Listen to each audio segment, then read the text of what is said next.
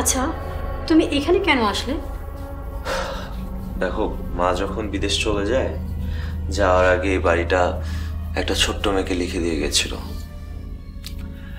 দেশে আসার পর ভাবলাম যে দেশে যেহেতু আসছি, কিছুদিন মার স্মৃতি জড়ানো এই বাড়িটায় থেকে যাই। কিন্তু যেই এই বাড়িটায় ঢুকলাম তখন থেকে মনে হচ্ছে যে একটা কেমন জানি গোলক ধাঁধার মধ্যে ফেসে গিয়েছি। গোলক দাদা? কেমন গোলক দাদা?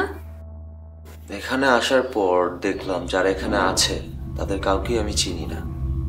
আর যে মেয়েটার নামে এই বাড়িটা লিখে দিয়ে গেছে সেই মেয়েটাকেও আর পাইনি।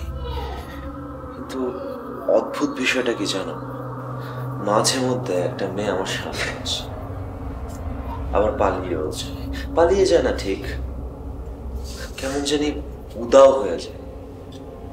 আবার নিজেকে আমিষা বলে দাবি করছে। সে যদি আমিষাই হয়ে থাকে তাহলে লুকোচুরি করবে কেন?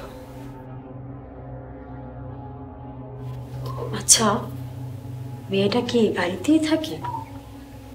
জানি না, মাঝে মাঝে উদয় হয়, আবার কোথায় জানি মিলিয়ে যায়।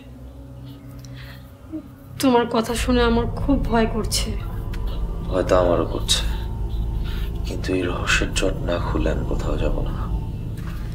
আচ্ছা, আমাদের যদি কোনো ক্ষতি হয়? তারপরও সে এই রহস্যের জটটা আমার খুলতেই হবে। ঠিক আছে, আমি তোমার পাশে আছি। ঠিক আছে, অনেক রাত হয়ে গেছে, ঘুমায় পড়েছি।